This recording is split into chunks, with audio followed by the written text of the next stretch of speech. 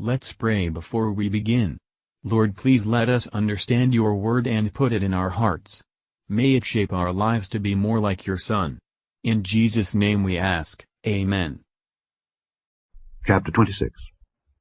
And the Ziphites came unto Saul to Gibeah, saying, Doth not David hide himself in the hill of Hachilah, which is before Jeshimon? Then Saul arose and went down to the wilderness of Ziph, having 3,000 chosen men of Israel with him, to seek David in the wilderness of Ziph. And Saul pitched in the hill of Hachilah, which is before Jeshimon, by the way. But David abode in the wilderness, and he saw that Saul came after him into the wilderness. David therefore sent out spies, and understood that Saul was come in very deed. And David arose and came to the place where Saul had pitched. And David beheld the place where Saul lay, and Abner the son of Ner, the captain of his host. And Saul lay in the trench, and the people pitched round about him. Then answered David and said to Ahimelech the Hittite, and to Abishai the son of Zeruiah, brother to Joab, saying, Who will go down with me to Saul to the camp? And Abishai said, I will go down with thee. So David and Abishai came to the people by night. And behold, Saul lay sleeping within the trench, and his spear stuck in the ground at his bolster. But Abner and the people lay round about him. Then said Abishai to David, God hath delivered thine enemy into thine hand this day. Now therefore let me smite him, I pray thee, with the spear, even to the earth at once, and I will not smite him the second time. And David said to Abishai, Destroy him not. For who can stretch forth his hand against the Lord's anointed, and be guiltless? David said furthermore, As the Lord liveth, the Lord shall smite him, or his day shall come to die, or he shall descend into battle and perish. The Lord forbid that I should stretch forth mine hand against the Lord's anointed. But I pray thee, take thou now the spear that is at his bolster, and the cruse of water, and let us go. So David took the spear and the cruse of water from Saul's bolster, and they gat them away, and no man saw it, nor knew it, neither awaked, for they were all asleep, because a deep sleep from the Lord was fallen upon them. Then David went over to the other side, and stood on the top of an hill afar off, a great space being between them. And David cried to the people, and to Abner the son of Ner, saying, Answerest thou not, Abner? Then Abner answered and said, Who art thou that criest to the king? And David said to Abner, Art not thou a valiant man? And who is like to thee in Israel?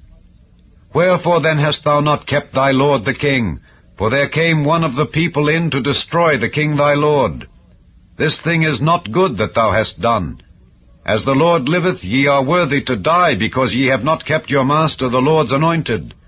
And now see where the king's spear is, and the cruse of water that was at his bolster. And Saul knew David's voice, and said, Is this thy voice, my son David? And David said, It is my voice, my lord, O king. And he said, Wherefore doth my lord thus pursue after his servant? For what have I done, or what evil is in mine hand? Now therefore I pray thee, let my lord the king hear the words of his servant. If the Lord have stirred thee up against me, let him accept an offering. But if they be the children of men, cursed be they before the Lord.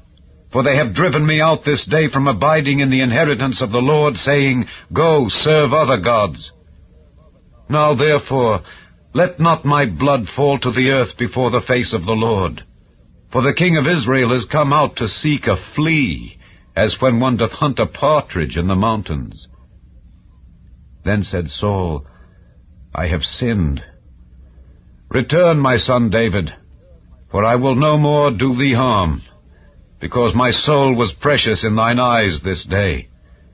Behold, I have played the fool, and have erred exceedingly. And David answered and said, Behold the king's spear, and let one of the young men come over and fetch it.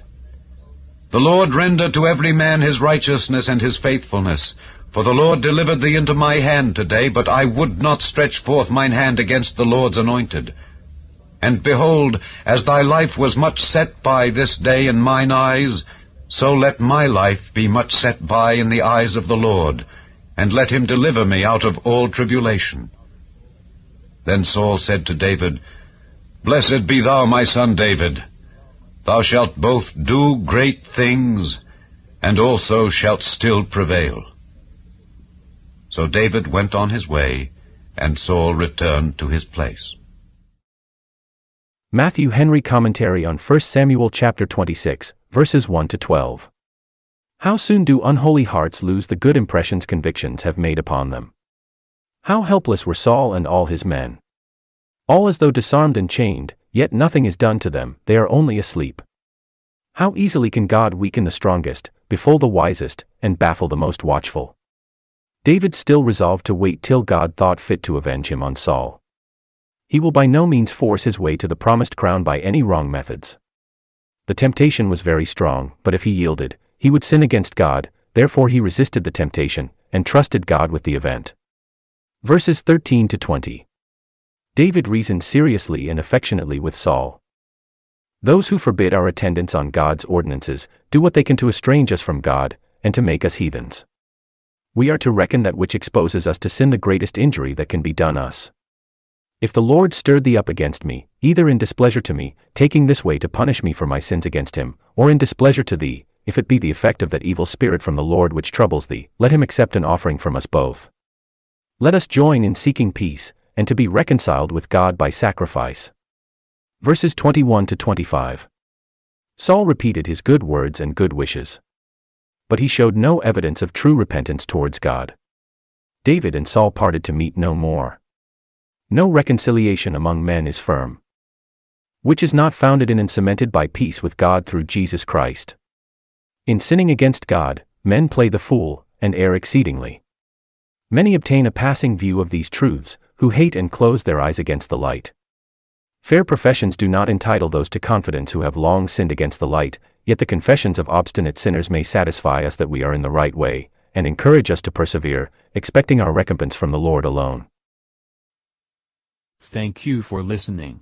If you want to know more about Jesus and what the gospel means to you, then hit the video shown on the left of the screen and please don't forget to subscribe. May the Lord Jesus Christ bless your day.